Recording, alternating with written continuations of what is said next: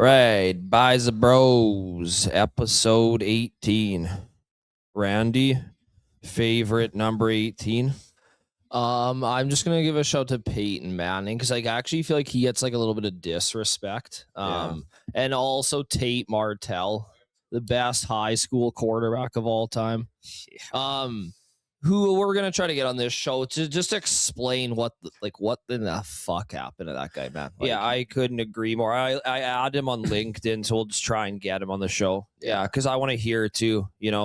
Like it's one of the biggest mysteries in football. Well, watching that QB1 show, right? They had Jake Fromm, and then they had what was his name? Daquan Bowers. He was just like a Pennsylvania like kind of star. Like he didn't really play either, but like Tate Martell was seriously like Kyler Murray in high school, and he never played he didn't play a snap after that, which is like unbelievable. This guy was a sophomore, never lost a game. Junior didn't lose a game. Senior didn't lose a game, and he's playing the best teams. Yeah, like he was like to play. Well, he threw for 300 yards in his college career. That's it. Like I know, the end unbelievable, story, man. We gotta get him on the show. Get him on this show one day. Mark it the fuck down right now. Yo, let's like head right into that national title game. Yeah, speak of Tate Martell, where he went to the U for like a season, didn't play obviously. Yeah, I mean, this is an interesting game just because Indiana's turnaround is like seriously like I've never seen anything like it my entire life. This team was seriously winning 1 or 2 games a year for decades, and now they're like this national powerhouse. Everybody's talking about how they're as good as LSU was in 2019, which is complete bullshit. LSU beat them by 30, but it's still very impressive. Like it's honestly one of the craziest stories ever, honestly. Yeah. Especially for guys who've watched college since, the year 2000. Yeah, you can just tell how much the world has changed through just this small example. Like, you would never see this in a million years. When we first started watching in 2001, I guess, Miami versus Ohio State, I think it was 01. This like has like a 0% chance happening. Sportsbooks used to offer like Northwestern and San Jose State and Ball State. They offered the whole load of any Div 1 school to win the title. And they would set it at like, 150,000 to 1 or something stupid. Or no, they said it's like 10,000 to 1 was probably the max. Shitty odds. Like it would never happen. We always used to joke we should make a sports book and just offer $1 million to 1 on these like shit baller teams, and we'll just break in the $1, $10, $100 bets because it literally is a 0% chance. Now seeing this, it's like I wouldn't offer that bet anywhere. I'm scared now, man. Will San Jose State win the title? I don't know. But it's not like Indiana came out of nowhere. I'm just saying if you looked at this 5 years ago and saw that they're in the final against Miami, you'd be like, that's not possible because they're the worst program in college football, right? So. Well, I mean, James Madison was in the playoff this year. That's like pretty insane, man. Like even to see that, I know they didn't. Yeah, but you'll always get like a South. Remember when South Florida was undefeated and they had that guy with no arm, and they're like, we got to play Georgia for the Natty or whatever. Alabama, with that, like spike on his arm. Yeah. So like, no, it's just like one of the most crazy. It's the craziest turnout because Indiana was like a one win program. That was kind of what they were famous for. And now all of a sudden they're like an 8-point favorite. So now moving to that, I'm taking Miami plus 8.5. Yeah, that's the smart play in this game. I completely. Yeah, I'm going to take their defense, and Malachi Toney is literally like Dexter McCluster reincarnated. Like he's like a Randall Cobb. I was going to say Randall Cobb, yeah. But he's 17. Like he's the best player on the field. I don't care what anybody says. I think Miami can keep it close. I know, like, people forget, like, Miami whooped Ohio State's ass, right? Yeah. I think it's just, like, this bias where Indiana won their last game by 50. Dante Moore's fucking horrendous, man. Like, there's reasons for that. Yeah. He's an absolute coward. He's as bad as Dylan Gabriel.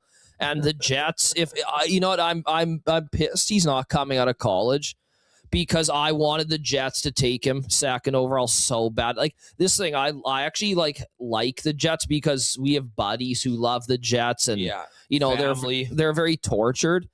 If they took Dante Moore, that's just another 5-year setback. It would have been so funny to watch because he should be about a 6th round pick, just a project guy. probably won't ever play. That's how I view him. The fact he's going back to Oregon is whatever, but I was praying he came out of the draft and some team took him and he threw 18 picks and like 3 touchdowns. No, he's absolute garbage. He's a coward, just like Cam Ward. He's like Cam Ward, man. He's the heart of a hummingbird. Like I said, man. No, but I've called all this shit. I said Jackson Dart is the GOAT, and he is. And I said Cam Ward should be a 4th round pick. Like, Dante Moore should be a 7th round pick. He should be a 3rd. He should be a practice round guy, the project kind of player. That's what he is. I'm really looking forward closer to fantasy football because when you start giving us our notes on who to draft and who not to draft, I'm really excited for the description of why or why not. Yeah, we'll do 150 teams again in basketball. I did it last year. I actually had like one of the highest advance rates, 32. I had 32 playoff teams, and none of them got to the first round. That's amazing to get 32 teams. Yeah, so no, we'll break all that kind of stuff down for everybody, man, and it's gonna be a lot of fun. So we'll watch out for that. But it'll be fun in the summer. Oh yeah, 100%. Starting in about actually, the guy who won $2 million, his team is horrendous. It's like a lottery, but it's fun. It was he made us the winning $2 million team. He made in June 30th. So people draft really early, right? So I think you got to give a mix to yourself. Yeah, I think so too. Maybe 50 teams in like June, 50 teams July, 50 teams in August. You have like a weird discrepancy because you can advance really bad teams in like June, and sometimes those teams pop late in the year when they're original, right? Because they're so bad that. This guy's the team that advanced. He scored like well below the average advance rate. So his team is very original. You gotta get lucky, man. It's like playing. It's like playing poker or something like that. Like if you're at a weak table, you have to take advantage, right? You know, like that's the thing about DraftKings, and that's the thing about even fantasy footballs. Like sometimes the guy that wins your league scored like the 7th most points out of 100, but he, every matchup he had there, he got lucky. They only scored 70 points against him. That's like the luck factor of all of this, right? Mm-hmm. So just is what it is, but we'll definitely make 150, man. Like whatever. Yeah. Like me and you kind of hate, it's a love-hate with basketball. Because we've kind of like seen everything in the last 4 years we've been playing it since it came out, right? Mm-hmm. So, but yeah, I'd say Miami +8 now if that's what we're on. Definitely. Yeah, I think the home crowd helps. Yeah, I think it being in hard, play, that's man. Like why not? Why would you, I don't know? I know Mendoza's from there, so I know. I mean, like, so obviously gonna be a lot of Indiana fans, but yeah, just having it in Hard Rock is gonna make a big difference for Miami. I think. I love taking really good Ds and getting points. It's just never a bad situation. Yeah. And if they beat him by double digits, because that's what really 8.5 is, be my guest, man. Prove it to us. So. Yeah. Okay, let's move on to the playoffs. NFL, the 6 seed Bills versus the 1 Broncos. It's crazy. This spread shows how crazy this NFL season's been. How unpredictable is no one knows who's going to be in the Super Bowl. It could be any of the teams remaining, and I wouldn't be shocked. So the Bills are I think the Bills are +1 right now, or 1.5. Yeah. 1. I'm taking the Bills. I don't give a fuck, man. I'm taking the Bills. I'm not being on this sharp money bullshit, man. I want to see somebody beat these guys. I think they're the team of destiny, and I'm praying it's Bills Bears. That's my dream Super Bowl. Yeah, I think, it's a dream because obviously of gambling purposes, but it'd be just a really fun Super Bowl as well. What's your Super Bowl you're cheering for? And Rick, what's yours too? You know what? I have this massive boner for the Niners, man. I just really like their team. Yeah, that's fair. Yeah. Who would I like to see him play? I don't know, man. I think I'm always going monetary wise, and I think that I'm gonna cheer for you because if the Bills do play the Bears, you could win $1 million. Literally. Bills Niners would be awesome too. Yeah, man. that'd be great. Yeah, it's not that I don't like Denver. I just. I'm on the Bills on this run. I didn't think they'd beat Jacksonville, and they eke that win out. And I don't know. They're fun to watch, right? Yeah, I'm trying to think of storyline wise. It'd be cool if Houston was there. They're one of the only teams that hasn't been there. Well, they're the only team that hasn't been there out of these teams. Yeah. San Fran would be a home game, no? Is it in? Yeah. Yeah, it Pretty would. sure it's in San Fran this year. Yeah. Yeah. So you know what? I can't get behind New England. I can't get behind Buffalo for obvious reasons. Yeah. Divisional. Yeah. I've always had a hate on for Seattle. Yeah. When you were watching football here before, before the ticket came out and all that stuff, you were kind of force fed the Seahawks if you wanted to watch a game in the afternoon. Man. It was fucking terrible. Yes. Yeah. So I've honestly had a hate on for them for a while. The Rams, well, unless they send me a check in the mail here, then I can't go behind them either. So it's got to be the Niners. And you know what? I'm going to stick to the home side here because there's always been a connection between the city of Edmonton and the Denver Broncos because the old owner, Pat Bowlen, was from Edmonton. So let's go Broncos-Niners.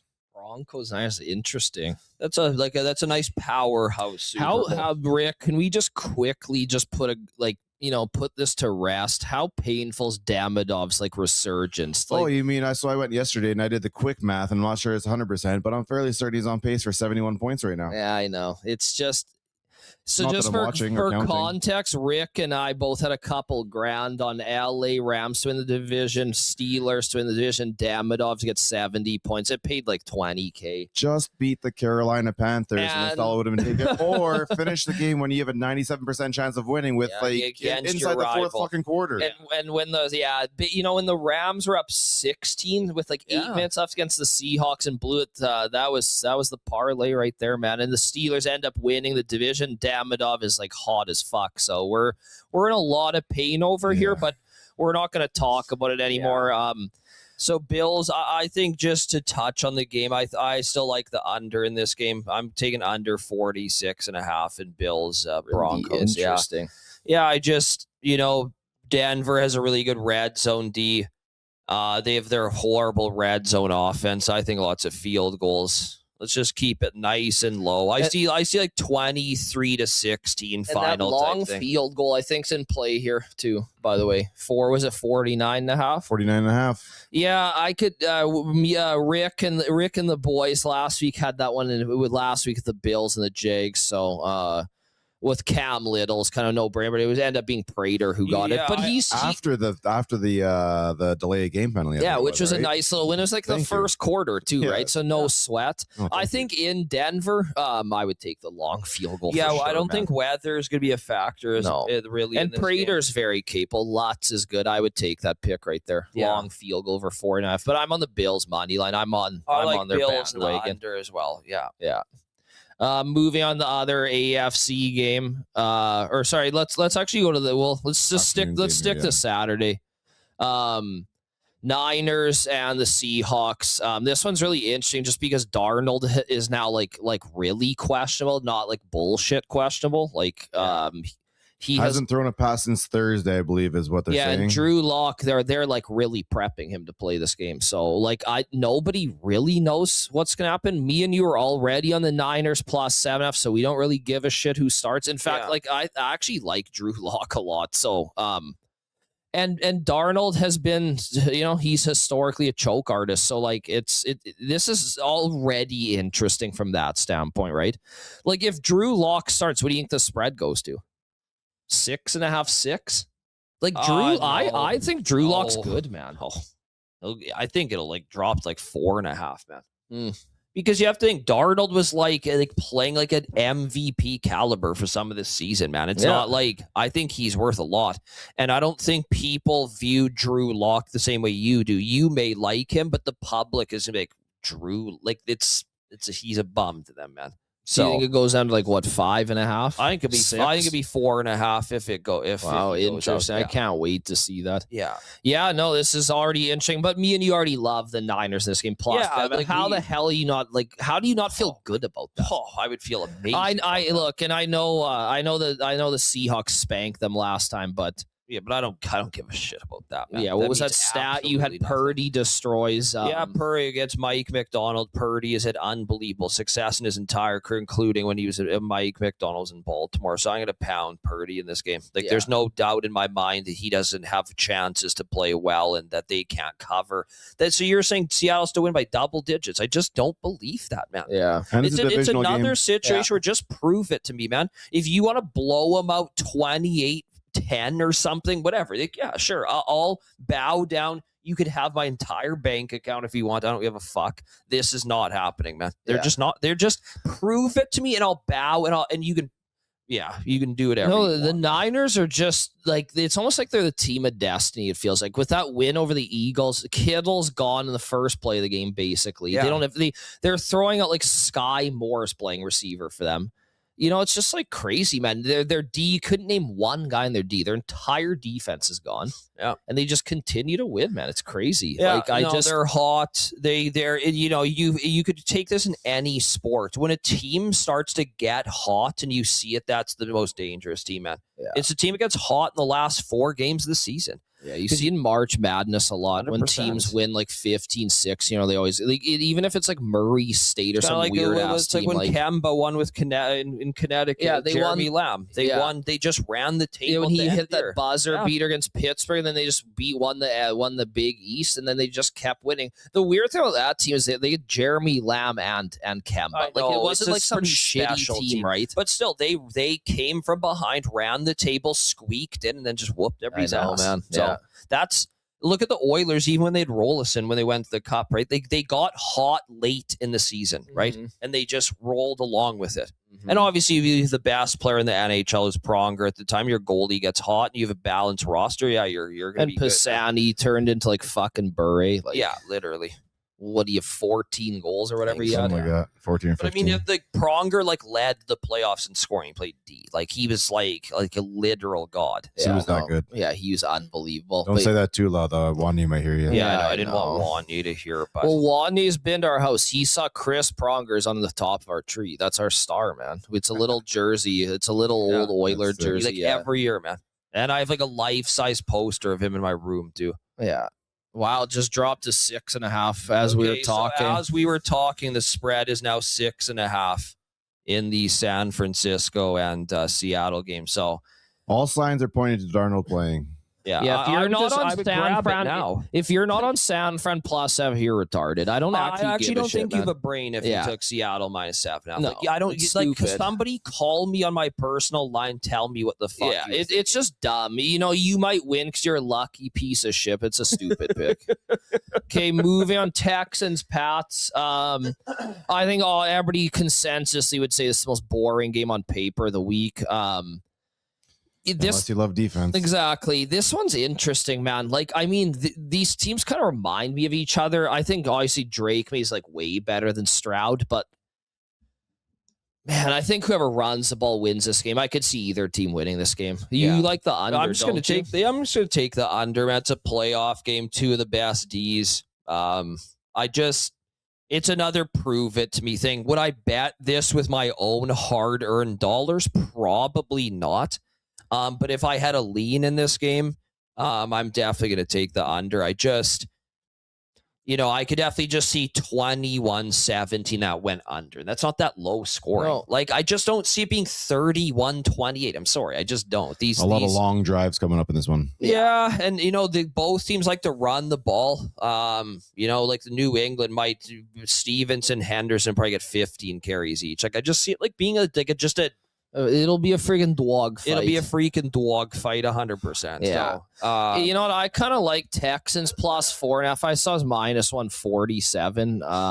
But Randy said the whole season the Texans, like that was his team to make the Super Bowl this year. So we know how much you like them. I like CJ Stroud a lot more than the average guy. Yeah. So I know everybody was talking shit about him after the Pittsburgh game, which is fine, but.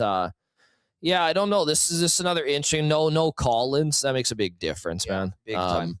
But Kirk looked like a superstar, so I don't know, man. I think whoever runs the ball wins and whoever doesn't turn the ball over. It's just going to be one of those kind of games, right? Yeah. Just kind of like, not boring, but maybe a neutral would find this game a little bit dry, but I'm with you, man. I just see a 21-17, something like that, 13. Yeah, and 17, if you're nervous, always just play the juice. If you want to take under 41 now, if that's a 24-17 game, like you could do that. Yeah, I feel good about the under. I feel good about the under in that game. Yeah. Last but not least, Bears Rams. Like I've said publicly on the show, I'm cheering for the Bears to win the Super Bowl by a mile, man. Yeah.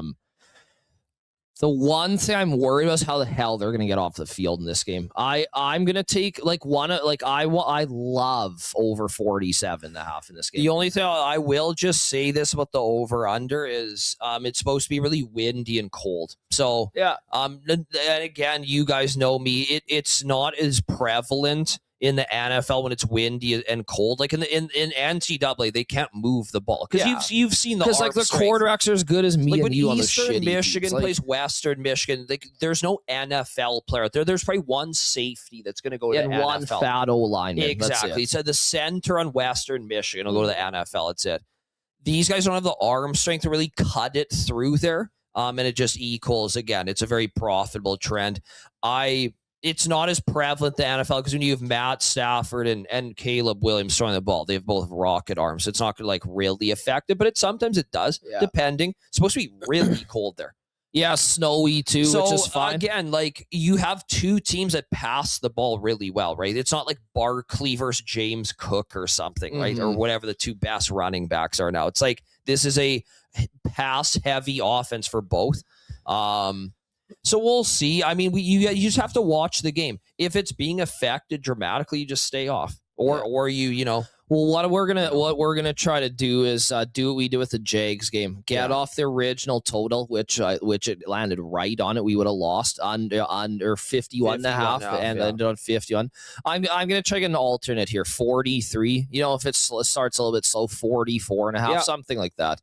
I like the over in this game in general. I think if this was being played in LA, the over under would be like 52, 53.5. I know the weather's probably affect that because that's a beatable number, man. 47. Yeah. I'm cheering for the Bears. I think they'll lose though, unfortunately. But it's just gonna be real. Like, look, at the end of the day, man, Green Bay was 10 times better, and they whooped their ass. McManus missed every kick he took, and that was the end. That was at the end of the day, that was what killed them, right? I really like this. I follow a guy on Twitter. And he runs a little algorithm and he shows just which team was the luckiest and unluckiest. And the Giants were hands down the unluckiest team of the year. This guy said they could have been like 10 and 7 this year. Yeah. They lost their two best offensive players. I was at a dart, right, with Scadaboo and Malik. Yeah. But they lost in Denver by a point. They lost a field goal by this team. They lost to Detroit on the last. They could have been a playoff team. Whereas the Bears were in reverse. They literally could have been 6 and 11. Oh yeah. And same with Denver, man. Denver won a lot of close games, and they were a huge favorite in a lot of those games, and they didn't cover, and they played like shit technically to what the spread was.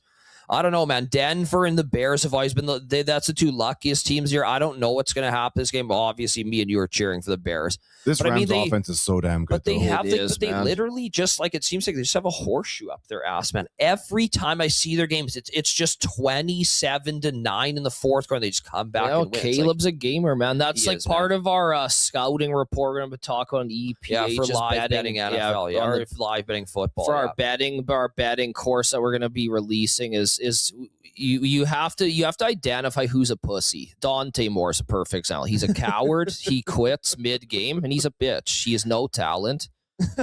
He's just your run-of-the-mill athletic quarterback that's coached incorrectly, that doesn't go through progressions. He sucks. That's him in a nutshell.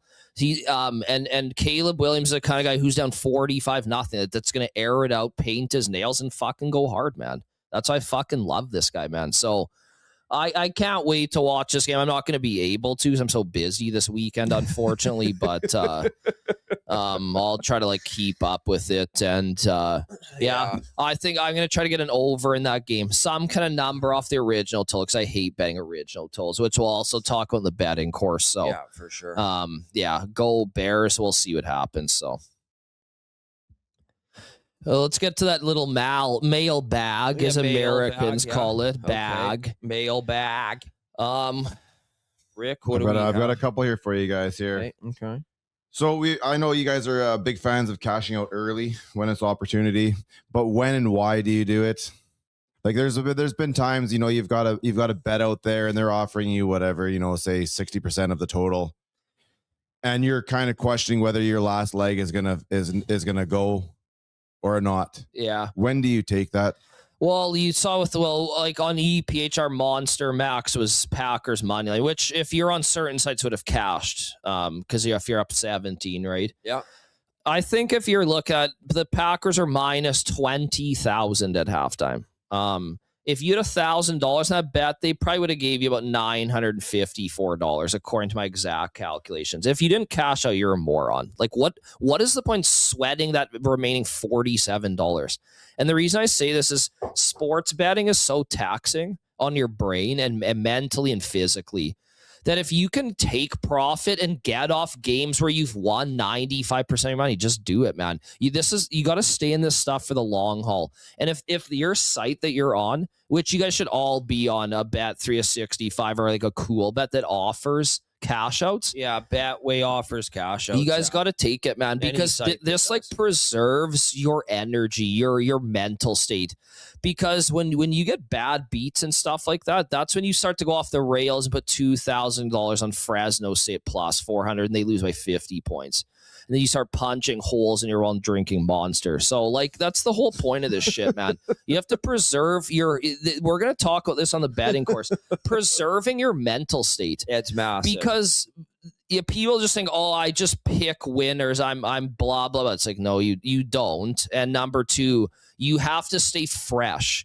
Because when you start to get fatigued and you start to think, you go in a little bit of tilt like you do in poker after a bad beat, you're gone, man. You'll lose your entire stack, and then you're gonna go back to your job you fucking hate, and your girlfriend's gonna yell at you, and now your life fucking sucks. So cash out when you can. Like, take profit. Don't look. I get it, man. Like, I've cashed out so many bets where I've won, and it's whatever, man. But it keeps me fresh. If I know I've taken 90% of profit I've bet, then I feel good and I feel fresh. I didn't sweat. My heart doesn't hurt, shit like that. So take it when you can, man. And I know the Packers blew that game or whatever, but it happens, man. Take profit, keep your mental health. That's basically what a cash out is. Because really what you're doing is you're trading the Packers for 3 hours, like trading a stock. If the stock went up 95%, you go, I can't wait for it to go up 98%. You're an idiot. Exactly. Period. Just cash it out. Go for a walk, drink a tea, like reset, man, because you're not going to be able to do this full time. I don't care who you are. Randy said it best, man. You have to save your heart because there will be a San Jose State USC women's basketball game, and you will unload the over, and they'll just brick every shot, and you'll be like, wow, like my life like literally is a scam. I don't even know I'm alive anymore. Exactly. Then you get these dark thoughts. So cash the fuck out. Don't be a moron. Period. End of story. All right, so I got one more here for you, but before we get to that, I just want to remind everybody, if you have any questions for the guys here, you can reach out to us, DM us on Instagram at Beisel_Bros, and I never show the guys what the questions are beforehand, so they're kind of answering as we go. But unfortunately, this time of year means the end or the nearing the end of football, which is bittersweet. The games are awesome, but we also know that the season's almost over. So after that, we intend to look at hockey. So when it comes to betting on hockey, what are we looking at? Lines, totals, props? Where should everybody be looking for when it comes to betting on hockey? I mean, you can kind of use your brain live a little bit, but it's tough. Hockey is the luckiest sport out of all sports. There was an MIT guy, let's just call him. He ran the numbers for each sport. And he based it on the result off of luck. And the luckiest sport by a country mile is hockey. Hockey and poker were very, very similar. That's how much luck is in hockey. And if you've ever played hockey, that's true. Obviously, the cream rises to the top over 82 games. And football too. Any given Sunday, whatever. But hockey is one of the luckiest sports technically to try and maneuver. I maneuvered a game on Thursday. It was Winnipeg and Minnesota. And sometimes I like to look at lines that don't make sense. That's how I've historically beat hockey. Is I look at a line.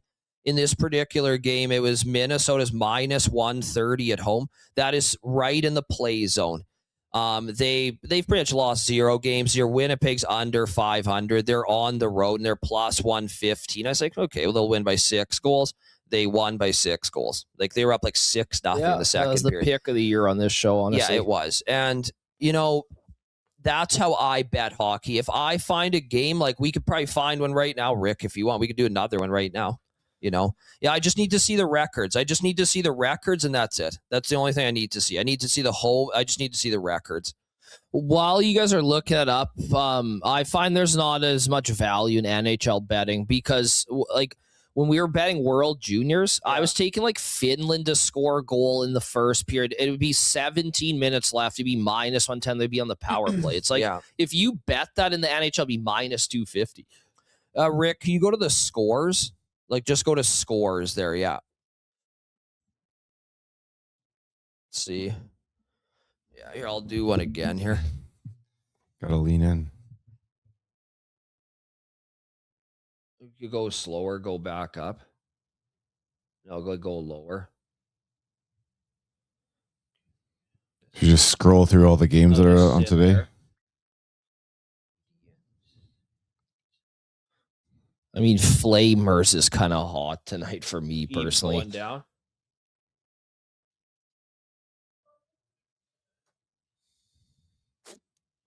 Look at the concentration he puts in while he does this. This isn't for This is unbelievable. Look at him. Look at the concentration. Look at this guy. Unbelievable. The guy's in the zone. Look at this. Unbelievable. Okay, well, the Canucks will beat the Oilers by 15 goals tonight. That's my prediction. That is the dumbest line I've ever seen. What is it? It's not, see this thing, it's not as good as Winnipeg. That Winnipeg play, that was just an anomaly. You get those like once a month, man. I would say the Canucks win tonight and the Blackhawks. Canucks. Yeah, I'd parlay the Canucks and Blackhawks tonight. That'd be my parlay tonight. It's so fucking stupid. There you go. Just look out for it. It's not, but I would grade it about 3.5 stars, where I grade Winnipeg a 6-star play. That pick does not come around, man. But the Canucks should beat the Oilers in reg tonight. So once we get out of football, we'll start to dive into hockey more. Yeah, you heard it here first. Canucks and reg. Canucks. Canucks. I don't get the joke. Rick, you know the joke, right? I don't know. Okay, there's this guy. He does the highlights. He's from like some place in the U.S. Okay. And he's like, those like botched highlights, like tapes, where he's like, and it's the Canucks and the Oilers tonight, and the Canucks score 1-0 Canucks, and he's like botching every guy's name, couldn't fucking pronounce anything. So I just called him because it's so fucking embarrassing. That was the only point. I'm like embarrassed to know that story. Yeah, you guys look it up. We'll watch it as soon as we get off air. I need you to watch it. So fucking embarrassing. So perfect. Well, okay, boys. Well, may the winners be yours. Yeah, may the winners be yours. Just please do not take Seattle -7.5, whatever you do, because your heart, no matter what, will hurt. And you're stupid, and I don't know why the fuck you're cheering for them, because they've been thrashed down our throats our entire lives. So why are you a fan of them? Like, Rick was so right about that, man. I know.